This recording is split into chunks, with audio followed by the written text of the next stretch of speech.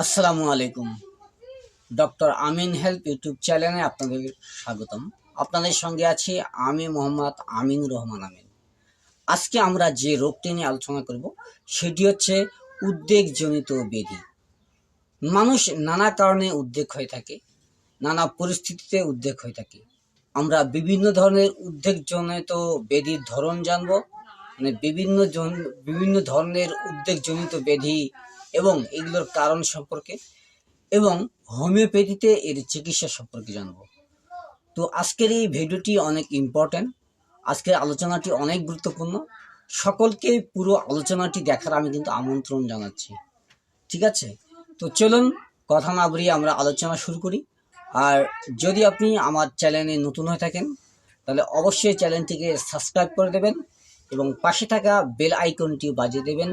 ভিডিওতে লাইক করবেন, আপনার গুরুত্বপূর্ণ মতামত বা প্রশ্ন বা কিছু জানার থাকলে কমেন্টে জানাবেন, আর ভিডিওটি সবার মধ্যে শেয়ার করে দেবেন।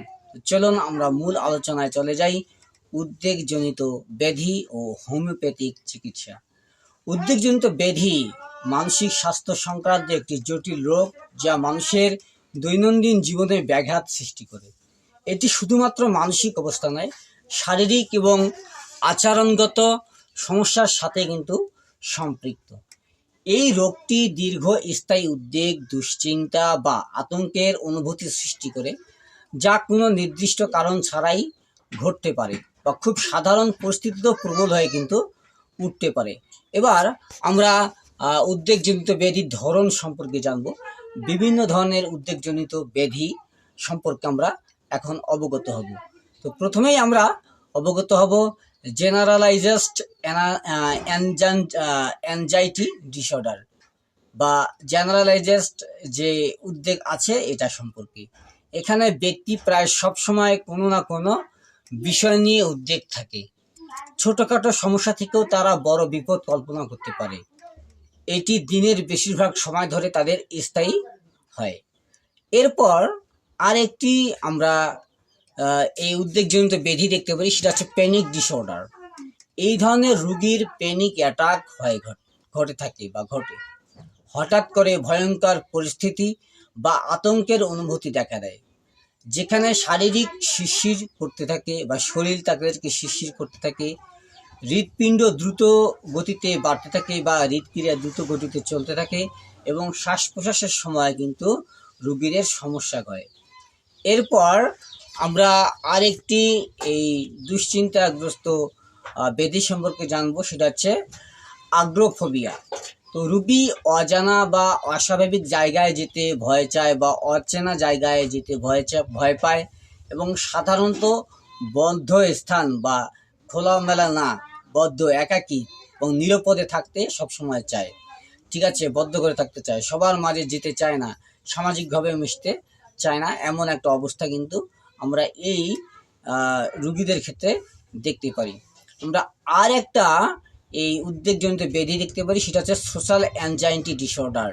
ঠিক আছে, তো রুগী বা ব্যক্তি সামাজিক পরিবেশ বা জনসম্মুখ থাকার সময় উদ্বেগ অনুভব করে এবং তাদের অন্যদের দ্বারা বিচার করা বা হেয় প্রতিপন্ন হওয়া বা ভয় দেখা, ভয় পাওয়া, অপমান অপদস্থ হওয়ার একটা ভয় বা অনুভূতি তাদের মধ্যে থাকে। তো এরপর আমরা আর একটা এই উদ্বেগজনিত ব্যাধি দেখতে পারি, সেটা হচ্ছে অবসেসিভ কম্পালসিভ ডিসঅর্ডার।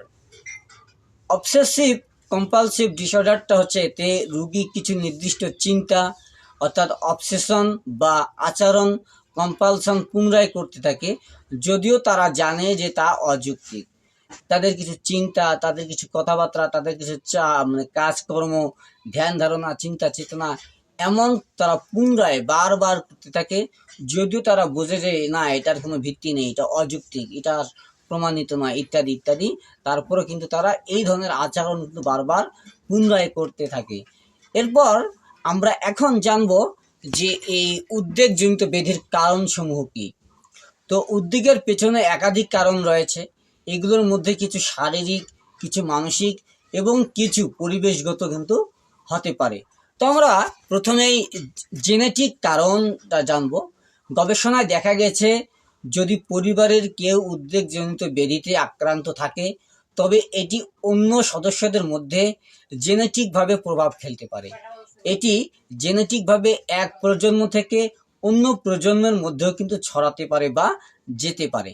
এবার আমরা যেটা জানবো সেটা হচ্ছে রাসায়নিক, মস্তিষ্কের রাসায়নিক ভারসাম্যের, অর্থাৎ মস্তিষ্কে বা ব্রেনটে বা স্নায়ুতন্ত্রের গোলযোগের কিছু বিষয় এর কারণে কিন্তু এরকম উদ্বেগজনিত পেশেন্ট আমরা দেখতে পারি। সেটা হচ্ছে মস্তিষ্কের রাসায়নিকের ভারসাম্যের কারণে। মস্তিষ্কের কিছু রাসায়নিক পদার্থ যেমন সেরোটোনিন, হচ্ছে গ্যাবা এবং ডোপামিনের ভারসাম্যহীনতা উদ্বেগের সৃষ্টি করতে পারে। এসব রাসায়নিক মস্তিষ্কের মধ্যে সিগন্যাল প্রেরণে সাহায্য করে। বিধায় এগুলোর ভারসাম্য যদি ঠিকঠাক কাজ না করে তাহলে কিন্তু রোগী নানা ধরনের উদ্বেগজনিত কারণের সম্মুখীন কিন্তু হতে পারে। এবার আমরা মানসিক আঘাতজনিত কারণগুলো জানবো। সেটা হচ্ছে অতীতে ঘটে যাওয়া কোনো গুরুতর বা ভীতকর ভয়ঙ্কর অভিজ্ঞতা বা তার সঙ্গে শারীরিক কিংবা মানসিকভাবে নির্যাতন করা হয়েছে, অ্যাক্সিডেন্ট ঘটেছে, বড় ধরনের দুর্ঘটনা বা প্রিয় কারো মৃত্যু হয়েছে, বিয়োজন হয়েছে, তার বিয়োগ হয়েছে। এই যে প্রিয়জনের মৃত্যু হওয়া বা তাদের ডিভোর্স হওয়া, এরকম উদ্বেগজনিত ব্যাধির কিন্তু কারণ হতে পারে। এটা ব্যক্তির মানসিক অবস্থাকে স্থায়ীভাবে প্রভাবিত করতে কিন্তু পারে। এবার আমরা আরেকটি কারণ জানবো, সেটা হচ্ছে অতিরিক্ত চাপ।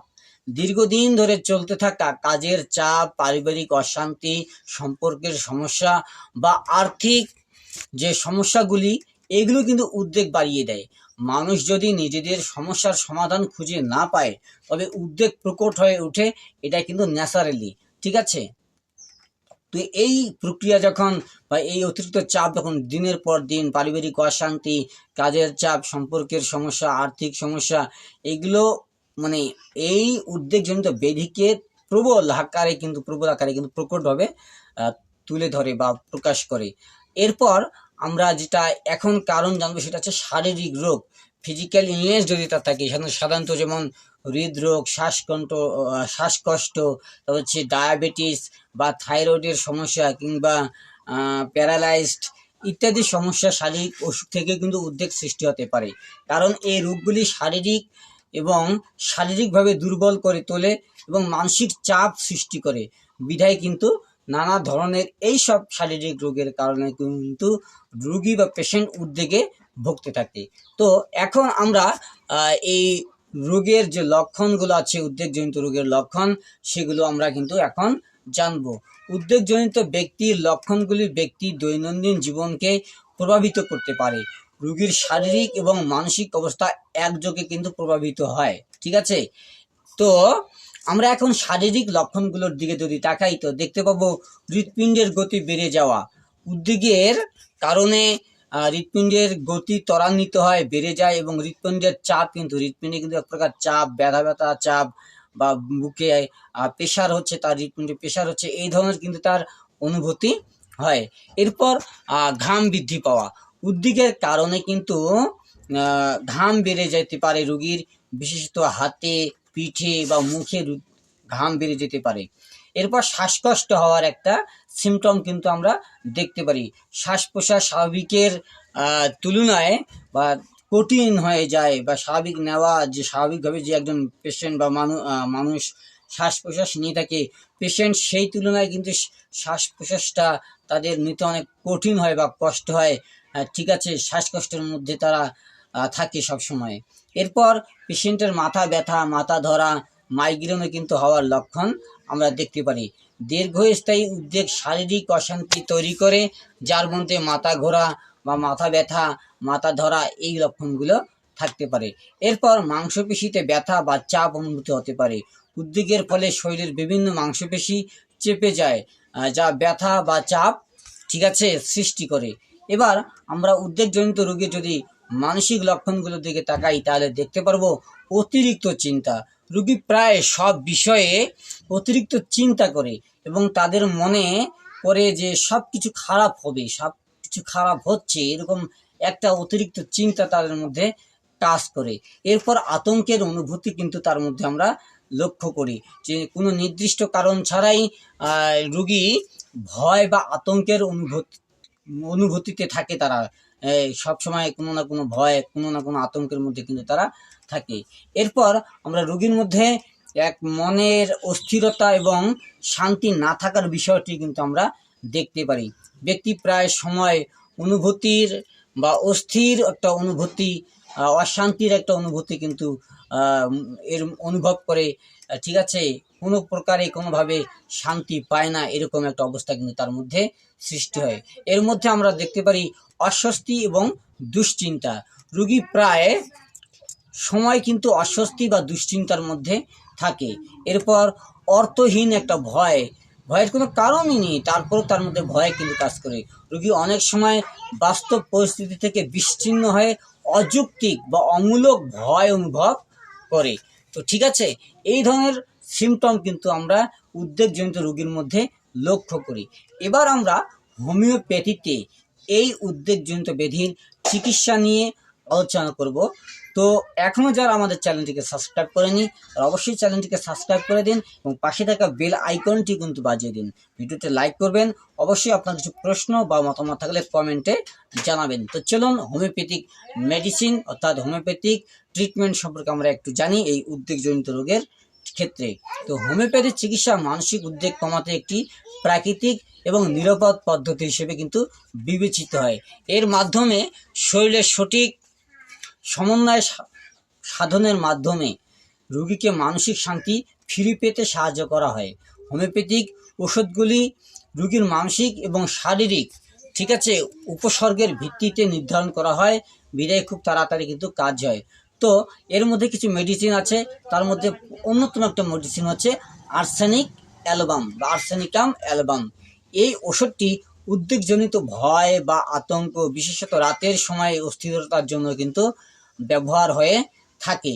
এরপর আমরা ক্যালকেরিয়া কার্ভ এই মেডিসিনটিকে যদি দেখি, তাহলে এই মেডিসিনটির মধ্যে আমরা যে লক্ষণগুলো দেখতে পাই সেটা হচ্ছে এই ওষুধটি এমন রোগীদের ক্ষেত্রে খুবই উপযোগী যারা চিন্তা বা উদ্বেগের কারণে শারীরিকভাবে দুর্বল হয় এবং তাদের মানসিকভাবে কিন্তু উদ্বেগ বাড়তে থাকে বা উদ্বেগ থাকে।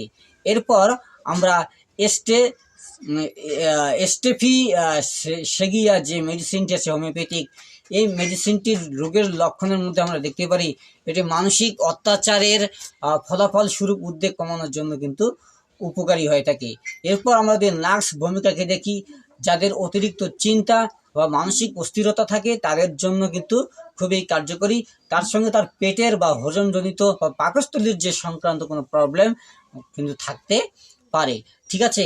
এরপর আমরা যদি দেখি যে ল্যাসেসিস হোমিওপ্যাথিক মেডিসিনটি, এটি বিশেষভাবে সামাজিক বা সম্পর্কজনিত উদ্বেগ কমাতে কিন্তু সাহায্য করে।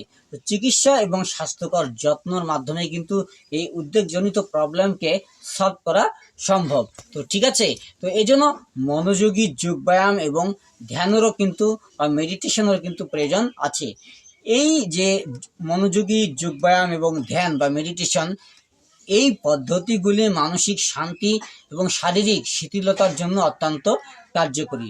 প্রতিদিন অত্যন্ত 20 মিনিট ধ্যান বা যোগব্যায়াম করলে উদ্বেগ কিন্তু কমাতে সাহায্য করে, ঠিক আছে। এরপর পর্যাপ্ত ঘুম এবং বিশ্রাম, অনিদ্রা উদ্বেগকে আরও বাড়িয়ে তোলে, আরও বেড়ে দেয়, ঠিক আছে। যথেষ্ট ঘুম রোগীকে মানসিকভাবে কিন্তু প্রশান্ত করে রাখে, একদম শান্ত করে রাখে। সে যতক্ষণ ঘুমিয়ে থাকবে ততক্ষণ সে একদম প্রশান্তির মধ্যেই থাকবে, ঠিক আছে। এরপর তাকে ফিজিক্যাল এক্সারসাইজ করতে হবে, অর্থাৎ ব্যায়াম করতে হবে। শারীরিক ব্যায়াম উদ্বেগ কমানোর অন্যতম কার্যকরী কিন্তু উপায়। এটি শরীরকে শক্তিশালী করে এবং মস্তিষ্কে সুখের হরমোন, অর্থাৎ সুখের যে হরমোন আছে এন্ডোরফিন, এটা উৎপন্ন করতে কিন্তু সাহায্য করে শারীরিক ব্যায়াম। এরপর স্বাস্থ্যকর খাদ্যাভ্যাসের কিন্তু প্রয়োজন আছে এই উদ্বেগজনিত কারণ কমানোর জন্য, ঠিক আছে। রোগীকে যদি স্বাস্থ্যকর ডায়েট প্ল্যান দেওয়া যায়, পুষ্টিকর খাবার এবং সঠিক পরিমাণে পানি পান করানো, শরীরকে শক্তিশালী রাখার জন্য প্রচুর পরিমাণ পুষ্টিকর খাবার এবং প্রচুর পরিমাণে পানি পান করাতে হবে বা রোগী পান করবে। এটা কি করবে, শরীরকে শক্তিশালী করে রাখে এবং উদ্যোগের, ঠিক আছে, মাত্রা কিন্তু কমায়। এভাবে উপযুক্ত চিকিৎসা পদ্ধতি এবং মানসিক এবং শারীরিক লক্ষণ ভেদে চিকিৎসা করালে, ঠিক আছে, উপযুক্ত চিকিৎসা করালে এবং যে পদ্ধতিগুলো আমি আপনাদের সামনে আলোচনা করলাম এবং মনস্তাত্ত্বিক সহায়তার মাধ্যমে কিন্তু উদ্বেগজনিত ব্যাধির মোকাবেলা করা সম্ভব। তো সুপ্রিয় সুধীমণ্ডলী, আজকের এই ইম্পর্টেন্ট ভিডিওটি যারা মনোযোগ দিয়ে দেখেছেন বা আলোচনাটি মনোযোগ দিয়ে শুনেছেন তাদের ক্ষেত্রে তো খুবই ইম্পর্টেন্ট হলো। আর যারা মনোযোগ দিয়ে দেখতে পারেননি তারা পুরো ভিডিওটি আবার দেখবেন। আমি যেহেতু টেক্সট আকারে দিয়েছি তাই আপনারা পুরো ভিডিওটি স্ক্রল করে করে পুরো ভিডিওটি আমি আপনাদের দেখিয়েছি এবং দেখানোর চেষ্টা করতেছি, যাতে করে পুরো ভিডিওটা আপনারা আবার প্রথম থেকে দেখে দেখে আপনারা এখান থেকে গুরুত্বপূর্ণ বিষয়গুলো শিখতে পারেন, জানতে পারেন এবং আপনারা বাস্তব জীবনে প্রয়োগ করে আপনাদের এই উদ্বেগজনিত ব্যাধির সমস্যার সমাধান করতে পারেন। বা আপনার পরিবারে যদি এমন কোনো পেশেন্ট থাকে তার ক্ষেত্রে কিন্তু আপনারা এই সমস্যার সমাধান করতে পারেন। তো সুপ্রিয় বন্ধু, আপনাদের কাছে রিকোয়েস্ট হচ্ছে, যদি চ্যানেলটিকে এখনও সাবস্ক্রাইব না করে থাকেন তাহলে সাবস্ক্রাইব করে দিন এবং পাশে থাকা বেল আইকনটি বাজিয়ে দিন। আর দেখা হচ্ছে পরের ভিডিওতে। সেই পর্যন্ত ভালো থাকুন, সুস্থ থাকুন, সুন্দর থাকুন। আপনাদের সুস্বাস্থ্য কামনা রেখে বিদায় নিচ্ছি। আল্লাহ হাফেজ।